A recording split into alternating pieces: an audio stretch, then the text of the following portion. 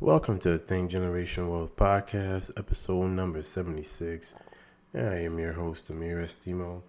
Thank you very much for tuning in to the podcast this week. First of all, I'd like to always open the podcast with thanks and appreciation. As I said before, thank you for joining me this week, listening to the podcast.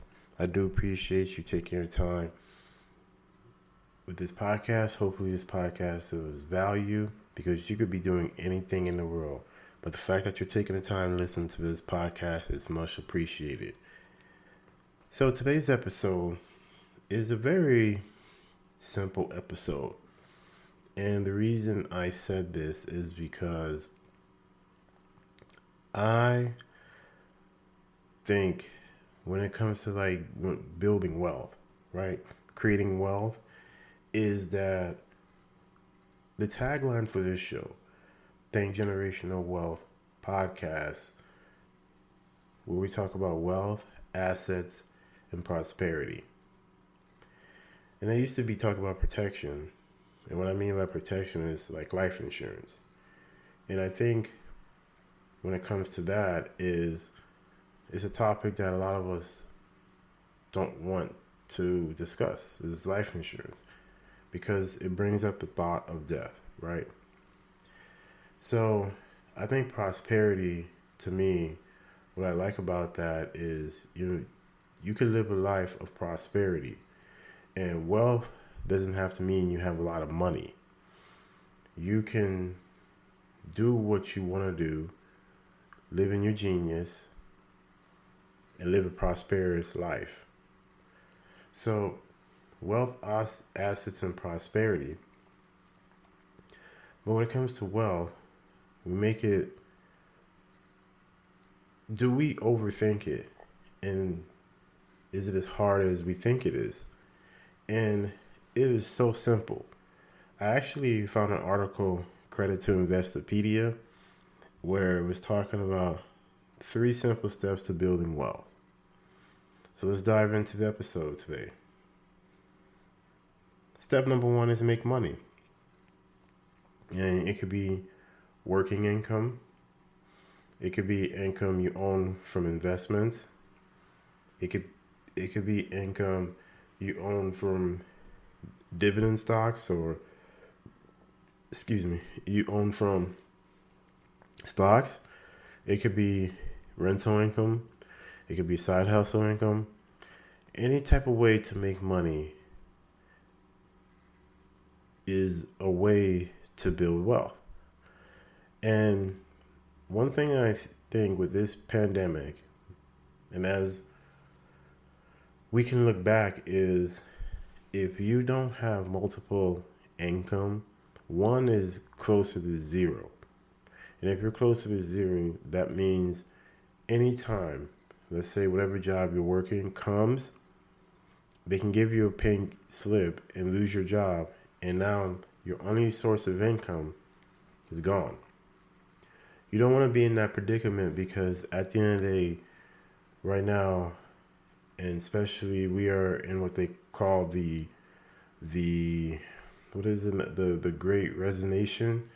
People are moving around in jobs.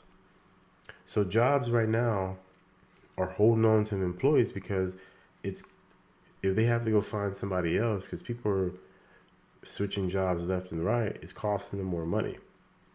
So right now they're probably willing to deal with you longer than they want to.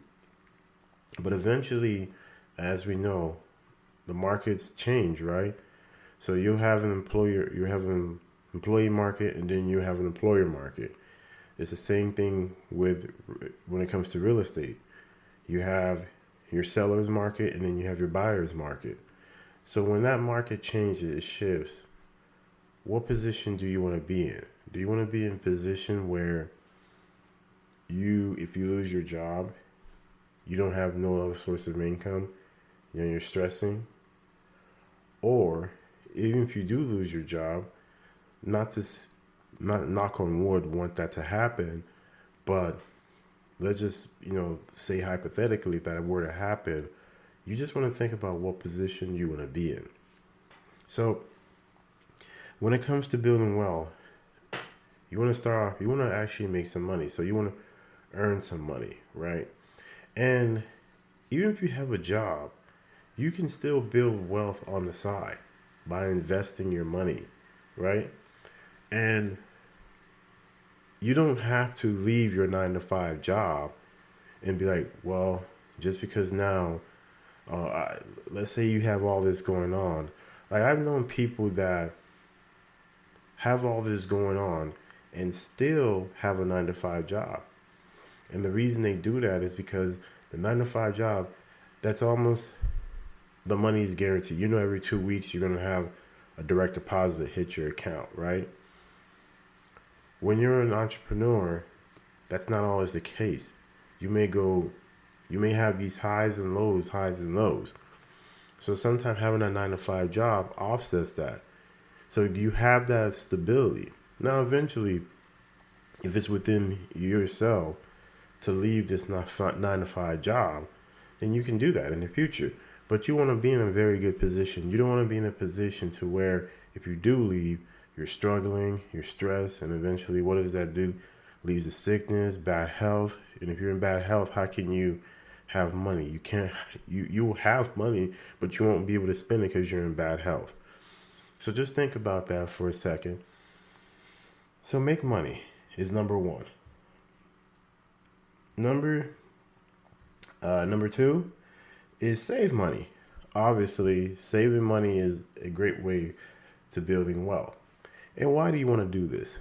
Okay, and if you want to, please check out last week's episode where I talk about episode number 75, where I talk about the 7 levels of financial freedom.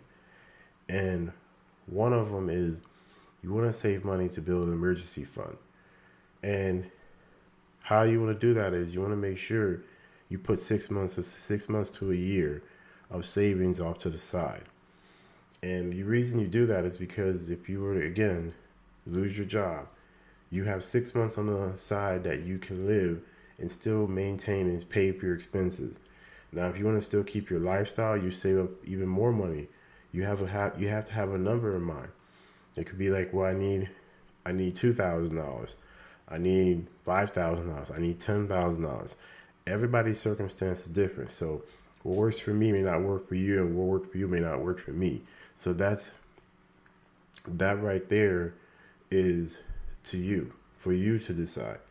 Now, the savings aspect of it is once you have the 6 months off to the side, the extra money you may have that since you beefed up your emergency fund, you have that to the side. Now you want to take the rest of that money and obviously invest it. So you want to make sure, one, when it comes to saving money, not only you're putting money off, but your money is not just going to just paying off debt. Now, for me, I'm a big advocate of using your credit cards to pay for your expenses. And the reason you do that is because when you use your debit card, there's actually no value to it.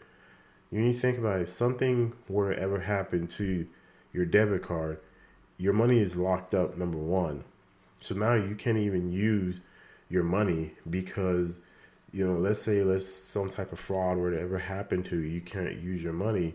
So now your money's locked up again versus credit cards, where if that were to happen with credit cards, as long as you don't overextend yourself, meaning utilize most of your credit, you can still continue using your credit.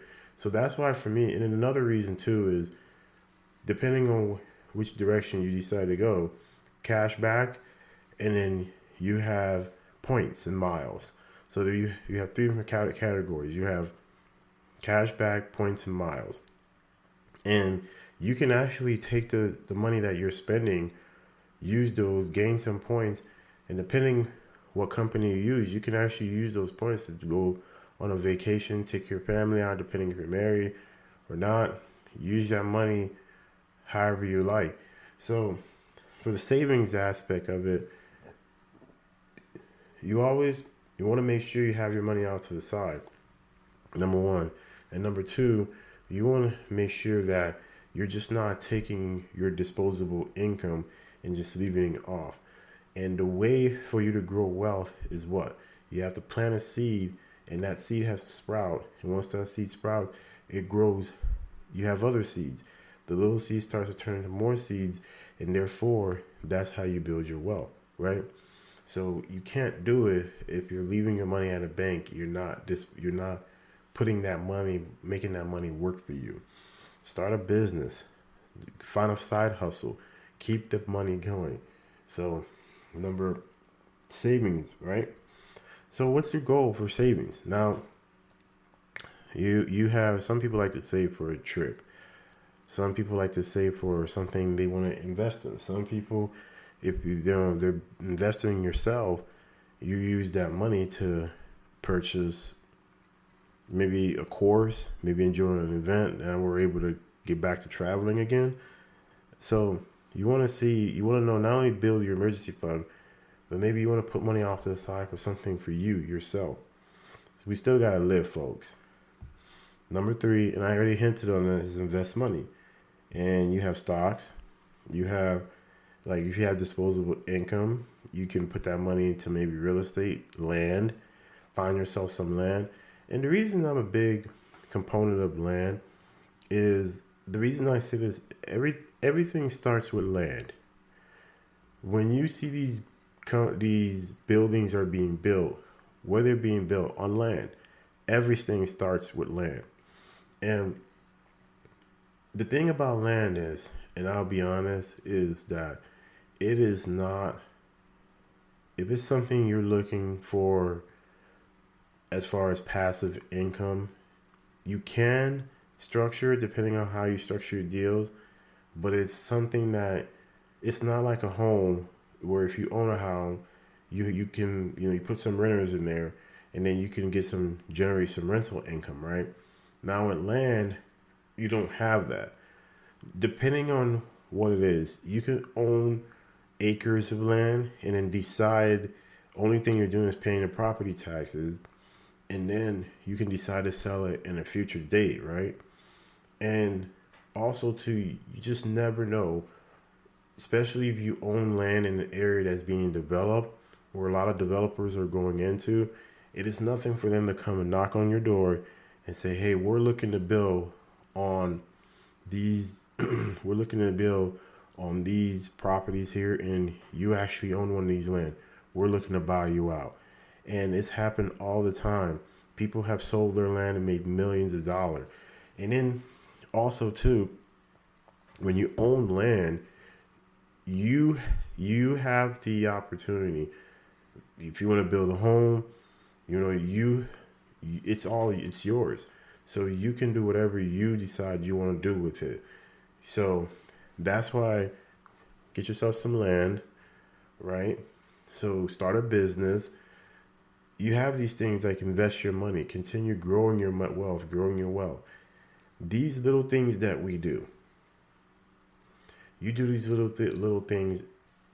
When you think about wealth, growing wealth is not as complicated as we make it sound. You may hear some of these gurus say you got to do this, you got to do that, and that's what happens. And then all of a sudden, you get into analysis paralysis and you get stuck.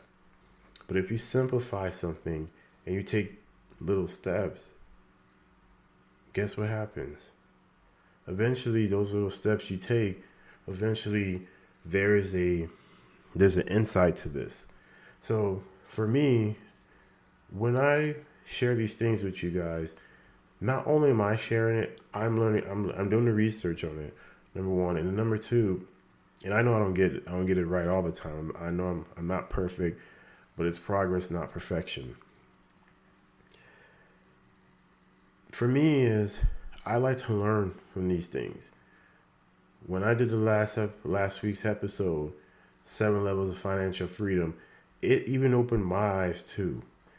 And when I sometimes read these articles and I think about these articles, I say, man, I'm learning from this too myself. And I'm saying, wow, it's doing this wealth thing is not as hard. It's not as hard as we make it sound. So, because we just know that the one thing you need to know that your money doesn't grow if it's in a bank. You got to put your money to work for you. And that's how you're going to grow wealth. And not only just wealth from the financial aspect, physical too, mental. That's included in wealth. If you're not physically fit or physically in shape, you're not going to be able to grow wealth. You can grow it, but you won't enjoy it. That's part of wealth too. In the mental aspect, how are you keeping your mind developed? They say once people leave high school,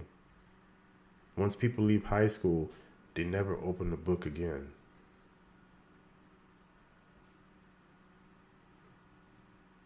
That's a crazy stat.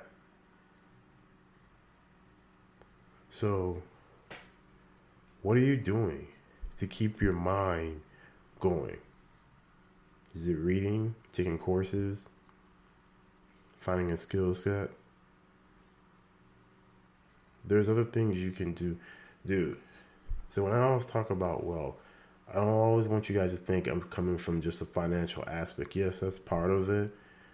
But those other things like your physical and your mental too plays a big role. And if none of those, all three of those are not in alignment, one over the other is off, that hurts. That's gonna hurt your mental. It's gonna hurt you. You're gonna be off, and it happens. We're human, and it's hard, but it's something that we have to continue to strive for. So, hopefully you enjoyed this episode, because this episode was brought to you by Amirson Financial, where the goal is to eradicate financial illiteracy and provide financial education so we can help families pay off debt and grow wealth. Also, thank you for tuning into this episode. If you enjoy this content, please subscribe to the podcast. This podcast will deliver every Wednesday, 5 a.m. Central U.S. Also, rate and review the podcast. Please, I appreciate it. Whether it's good or bad, it's only going to make me better. Please, thank you very much. I appreciate it. Share the podcast if you like this message. This message of financial literacy is something that I'm passionate about, because it's something that, for me, that with the amount of time that we have left on this planet, I feel that this is something that we can pass on to generations and generations. But it can't happen is if we continue making the same. We're not growing. We're not expanding. We're not being getting used to being uncomfortable. And that is something for me, that is something I struggle with. I know it is hard to get uncomfortable, but starting this podcast, maybe it was uncomfortable, because I doubted myself. I said, who's going to listen to me? Why would anybody want to listen to me? I'm no guru. I'm just taking information, researching it, studying it, applying it. But because I believe that we all have a tribe, we all do. You have a tribe, I have a tribe, we all have a tribe. And that tribe is, these people rock with you. So if you've been rocking with this podcast since day one, I appreciate you. And like I said, if you enjoy this content, share it. Until next week, hopefully that helps. Building wealth ain't that hard, folks. It's just 3 ways. Make money, save money, invest money. Until next week. Also, word of the day for Creole. I had l'argent, which is money. Not sure if I said this in the past, but again, l'argent, which is money. And I probably did, but again, so if you have any people that you know that may be Haitian, you can say, hey, ou gen l'argent means do you have money? Okay, so that's the word of the day for Creole. Second, now I'm going to leave you with a quote. That quote is, the only way to do great work is to love what you do. If you haven't found it yet, keep looking. Don't settle. Steve Jobs.